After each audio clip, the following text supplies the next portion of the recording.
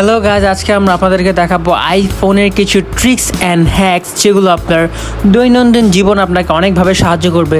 তো চলুন ভিডিওটি দেখে নেওয়া যাক। তো ফার্স্ট যে ট্রিকটি আমরা দেখবো, ফার্স্ট ট্রিকটিতে আমরা হোয়াটসঅ্যাপ ওপেন করে নেব আমাদের। তো আমার হোয়াটসঅ্যাপ ওপেন করে নিলাম। তারপরে এই যে আমরা মেসেজের নিচে দেখছেন কিবোর্ডের নিচে একটা অপশন আছে, তো এখানে কিবোর্ড সেটিংসে চলে যাব। কিবোর্ড সেটিংসে যাওয়ার পর এখানে আমরা টেক্সট রিপ্লেসমেন্টে ক্লিক করব।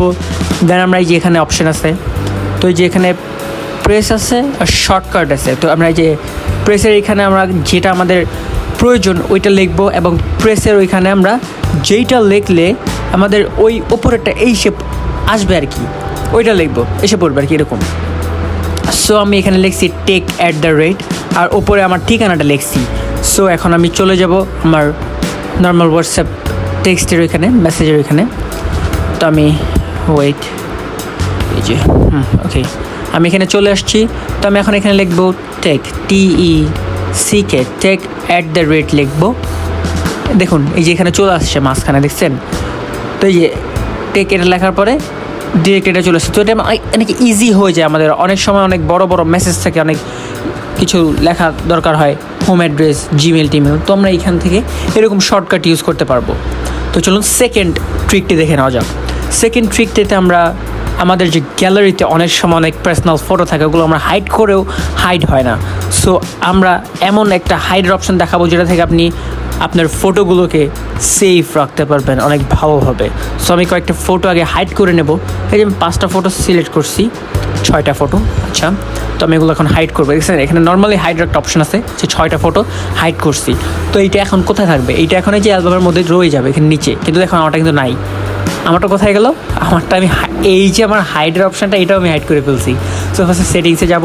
সেটিংস থেকে আমরা ফটো খুঁজবো, এই যে ফটোস থেকে এখানে দেখুন শো হাইড অ্যালবামস, ঠিক আছে, hidden album, show hidden albums. So আমি এই যে হিডেন অ্যালবামটাকে হাইড করে দিচ্ছি। দেখছেন এখানে আমি অন করে দিলাম, এই যে আবার চলে আসছে।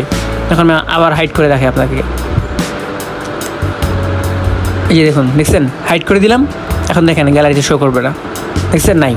So this is for businessman, not for businessman, সবাই ইউজ করতে পারবে। তো এটা আর কি অনেক ইউজফুল একটা ট্রিক। তো চলুন থার্ড ট্রিকটি দেখানো যাক। থার্ড ট্রিকটি আপনার অনেক বেশি হেল্পফুল, কারণ কি আমরা অনেক সময় ফোনে কথা বলি। তো ফোনে কথা বলতে গেলে অনেকে যে ঘ্যার সাউন্ড হয়, বা অনেক বাজে ব্যাকগ্রাউন্ড সাউন্ডে ফোনে কথা বলতে সমস্যা হয়। মনে করেন আপনি একটা কনসার্টে আছেন, তো ফোনে কথা বলতেছেন, কনসার্টের সাউন্ড যেতেছে, তো কী করবেন? এই যে ফোন করলাম, উপরে থেকে শাটার নামাবো, মাইক মোড এখানে নর্মালি স্ট্যান্ডার্ড থাকে। আমারটা এখন এই যে ভয়েস আইসোলেশন অন করা আছে। সো আমরা যখন স্ট্যান্ডার্ডে থাকি তখন ব্যাকগ্রাউন্ড সাউন্ডটা শো করে, কিন্তু আমরা যখন এটাকে ভয়েস আইসোলেশনটা অন করে দেব, তখন কোনো বহিরাগত কোনো সাউন্ড আপনাকে ডিস্টার্ব করতে পারবে না। আপনি অনেক ইজিলি, অনেক ভালোভাবে ফোনে কথা বলতে পারবেন কোনো ডিস্টার্ব ছাড়া। চলুন থার্ড ট্রিকটিতে চলে যাওয়া যাক। থার্ড ট্রিকটিও অনেক অসাধারণ। থার্ড ট্রিকটি তো মানে অনেক থাকে না, অনেক সময় টর্চ অন করতে হয় অনেক কুইকলি, ক্যামেরা অন করতে হয়, বা আপনার ইউজেবল যে কোনো অ্যাপ। সো আমরা যে এখান থেকে চলে যাব ইয়াতে, তো এই যে আছে, সো এখান থেকে এই যে ব্যাক ট্যাপে চলে যাওয়ার পরে এখানে ডাবল ট্যাপে আমি দিব। ডাবল ট্যাপ আছে, ট্রিপল ট্যাপ আছে, দুইটা ইউজ করা যায়। তো আমি ডাবল ট্যাপে ক্লিক করব। সো আমার এখন টর্চ দেওয়া আছে।